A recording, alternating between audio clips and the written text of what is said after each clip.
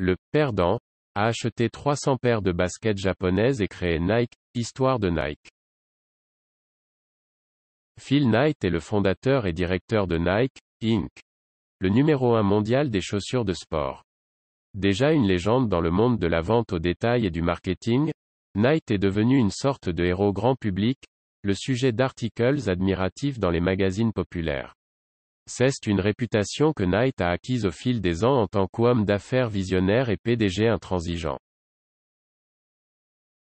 L'homme que The Sporting News a nommé la personne la plus puissante de l'année dans le sport pour 1993 n'était ni athlète, ni entraîneur, ni commissaire. C'est plutôt l'homme qui, depuis près de 30 ans, a chaussé les grandes stars du sport ainsi que le fondateur et PDG de Nike du samedi après-midi, Phil Knight. L'ancien coureur de piste universitaire se réfère au siège social mondial de Nike comme à un campus et le dirige de cette façon. Chacun de ces mouvements est désormais scruté avec autant d'attention que les superstars glamour qui portent ces baskets, a déclaré Frank Deford dans un profil de Vanity Fair. Knight est né à Portland, Oregon, le 24 février 1938, fils de William H. et Lola Knight. Le seul milliardaire de l'Oregon a forgé sa philosophie d'autonomie en grandissant à Portland, le fils d'un père dominateur mais aimant qui était l'éditeur du défunt Oregon Journal, a noté Susan Hauser dans le magazine People. Bien que trop petit pour exceller dans les sports de contact, le jeune Knight s'est réfugié dans l'athlétisme. Lorsque son père a refusé de lui donner un emploi d'été dans son journal, estimant que son fils devrait trouver du travail par lui-même, Knight est allé chez son rival oregonien, où il a travaillé de nuit pour compiler les résultats sportifs et chaque matin a couru à la maison les 7000. Cet intérêt pour le sport, et en particulier pour la piste, a donné à Knight l'impulsion d'étudier la façon dont les chaussures de piste étaient fabriquées et commercialisées à la fin des années 1950. Pour obtenir de l'aide, il a consulté son entraîneur, le célèbre Bill Bowerman de l'université de l'Oregon, qui deviendrait lui-même un membre senior de l'équipe Nike. Ensemble, ils ont déterminé que les chaussures américaines étaient de qualité et de style inférieur, trop lourdes et trop facilement endommagées. Les Japonais, d'autre part, expérimentaient de nouveaux styles réduits en nylon léger et résistant. Knight a écrit son dissertation sur le sujet à l'école de commerce de Stanford, puis quelques années plus tard, il s'est impliqué personnellement en visitant le Japon et en s'occupant d'importer lui-même des chaussures de course de nouveau design. Knight a fait sortir Blue Ribbon Sport d'un trou dans le mur de la devanture à côté de la Pink Bucket Tavern dans un quartier ouvrier de Portland, a noté l'écrivain de Sport Illustrated, Donald Katz.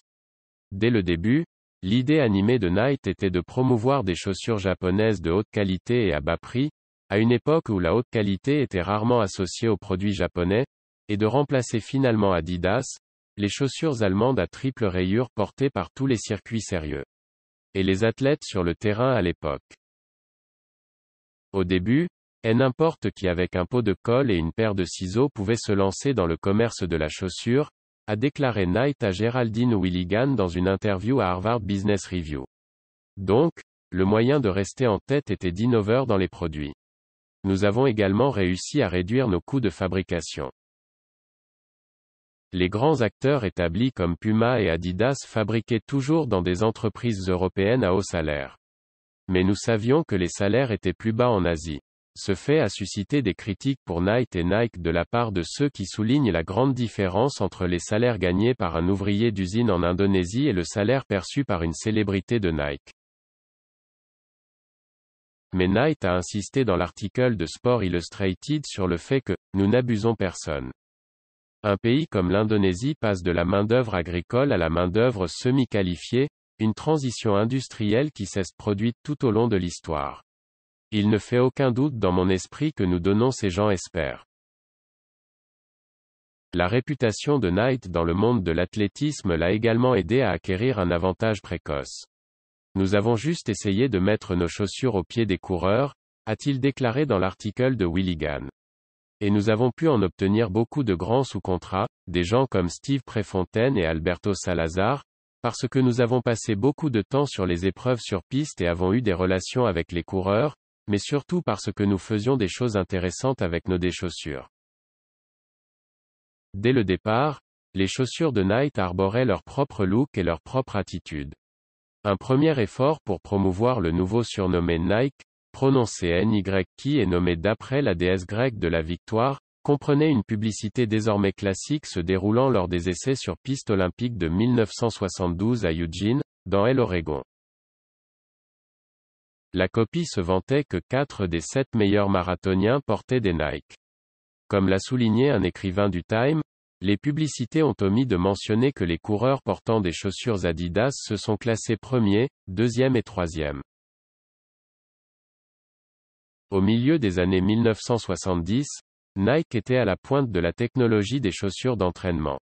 Par exemple, c'est Bowerman, l'ancien entraîneur d'athlétisme, qui a versé du latex liquide dans le gaufrier de sa femme, inventant ainsi la fameuse semelle qui faisait ressembler les premières Nike à des pantoufles de chambre. Cependant, Nike n'a pas vraiment éclaté de la porte en profit. Les grandes stars du sport ont exigé une compensation importante pour le port de la marque Nike. Un tournant est survenu dans les années 1980, lorsque la star du tennis Jimmy Connors a remporté Wimbledon dans une paire de Nike et que John McEnroe, s'est blessé à la cheville et a commencé à porter un obscur modèle 3/4 qui avait vendu la totalité des 10 000 paires cette année-là. En raison des ligaments tendus de McEnroe, a noté un écrivain de Vanity Fair, le modèle s'est vendu 1 million de l'année suivante. C'était à peu près à l'époque où Nike s'est réveillé un matin pour 178 millions de dollars. Il y avait un domaine dans lequel Nike a fait un grave faux pas. Nike a reconnu dans un article de Sport Illustrated que son entreprise avait perdu la tête en ce qui concerne les chaussures d'aérobic. L'atmosphère de club de garçons de longue date de la salle de réunion Nike n'était guère prometteuse dans une chaussure légère que les femmes pouvaient porter lors de leurs cours d'exercice.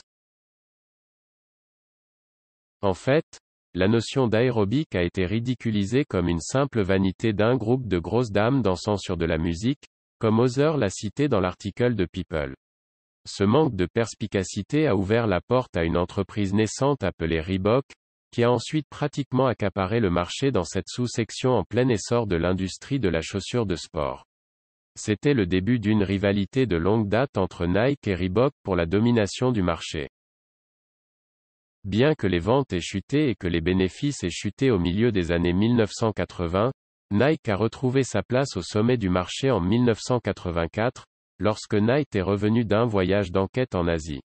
Nike est un fervent partisan de la manière japonaise de faire des affaires et de mener la vie. Il salue souvent sa secrétaire avec un salut courtois ou moshi, moshi, l'équivalent japonais de bonjour, et se cache derrière des porte-fenêtres coulissantes dans une paire de pantoufles en coton, a rapporté Other. Connu comme un PDG de Taskmaster, Nike est également particulier en matière de promotion. Bonjour, je m'appelle Phil Knight et je ne crois pas à la publicité, s'est souvenu le président de l'agence de publicité Nike d'avoir rencontré son nouveau client. Inscrire peut-être le plus grand joueur de basketball de tous les temps, l'ancienne superstar des Chicago Bulls Michael Jordan, n'était que l'une des stratégies révolutionnaires qui ont fait des porteurs de Nike l'envie des jeux de ramassage dans les cours d'école partout. Les slogans Nike, Bonos, ITS Gotta Be the Shoes et surtout Just Do It, sont entrés dans le lexique de la culture pop. L'image de Nike a été étroitement liée à des mauvais garçons notables, des noms comme McEnroe, André Agassi et Charles Barkley, ainsi qu'à des icônes comme les Beatles à travers l'utilisation controversée de la chanson Revolution et Bug Bunny par Nike. Mais le monde des sponsors sportifs est brutal, comme le public l'a appris aux Jeux Olympiques d'été de 1992 à Barcelone. L'équipe de rêve de basketball américain a balayé le terrain pour remporter la médaille d'or, mais a fait face à des titres criants et à un débat houleux lorsque plusieurs membres ont menacé de ne pas participer à une cérémonie de remise des médailles à moins qu'ils ne portent leurs vêtements Nike à la consternation de Reebok, l'équipe sponsor officielle. Malgré toute la controverse que Nike a contribué à engendrer dans son entreprise, il souligne que le compromis est une prise de conscience accrue par les médias, dont les histoires sur les chaussures et ceux qui les soutiennent sont le genre de publicité que l'argent ne peut pas acheter. Comme il l'a dit à Willy Gann, l'industrie de la chaussure de sport, et Nike en particulier, a beaucoup plus de presse que beaucoup d'autres parce que c'est plus amusant de parler de nous que d'une entreprise qui fabrique des widgets. D'une part, l'attention ne nous dérange pas. Nous aimons avoir notre nom dans la presse. D'un autre côté, l'entreprise est généralement traitée de manière superficielle et légère, ce qui n'est pas notre but. Nike ne consiste pas à aller à un match de football. C'est une entreprise. Un ajout ultérieur à l'entreprise était la gestion du sport. En termes simples, cela garantissait que les endosseurs Nike maintenaient la cohérence en dehors de l'entreprise, surtout en n'approuvant aucun autre produit qui interférerait avec l'image de Nike. La gestion sportive est née après que Nike ait surpris André Agassi, endosseur de Nike, dans une publicité pour les appareils photo Canon. Bien que les caméras elles-mêmes n'entrent pas en conflit avec les chaussures, le message de la publicité l'a certainement fait. Quand Agassi a regardé dans la caméra et a dit « L'image est tout », Nike a basculé, a déclaré Katz. C'était à 180 degrés de nos images, a déclaré Nike à l'écrivain de Sport Illustrated. Nous travaillons dur pour transmettre cette performance, pas l'image, c'est tout. Nike s'est rendu compte que l'image comptait pour quelque chose lorsqu'elle a sorti une chaussure affichant un logo qui ressemblait au mot arabe pour Allah ou Dieu. De nombreux membres de la foi musulmane étaient contrariés et, en juin 1997, Nike a rappelé 38 000 paires de chaussures et a présenté des excuses. La société a noté que le logo était un oubli et a publié une déclaration disant qu'elle ne voulait offenser personne avec. Lorsqu'il n'est pas à la barre, Nike profite des fruits de son succès. Lui et sa femme Penelope Penny Park sont 2 fils adultes et une fille adoptive. Ils vivent dans un confort non ostentatoire dans l'Oregon, avec un troupeau d'animaux de compagnie et la seule concession personnelle de Nike à flasher, Lamborghini noir et Ferrari rouge, comme l'a noté Other dans People. Le lieu de travail est également une scène de plaisir et de confort. Nike World Campus dispose de 3 restaurants, d'un centre de remise en forme, d'un salon de beauté, d'un service de blanchisserie, des installations de jogging, d'une garderie et d'autres commodités. Nike ne peut s'empêcher de voir le succès dans l'avenir de Nike, alors que la société élargit sa gamme de produits pour inclure une large gamme de vêtements et d'accessoires. Comme l'a noté un écrivain de Forbes, l'homme qui a bâti un empire sur une paire de chaussures chérit toujours les mots de son entraîneur d'athlétisme: respectez les règles, mais soyez féroces. Merci d'avoir écouté l'histoire de Nike et de l'homme qui a donné naissance à la plus grande marque de chaussures au monde. Faites-nous savoir ce que vous en pensez dans les commentaires ci-dessous et nous en discuterons avec vous. Si vous trouvez la vidéo bonne, ne regrettez pas un j'aime et partagez-les. Au revoir et à bientôt dans les prochaines vidéos. Merci.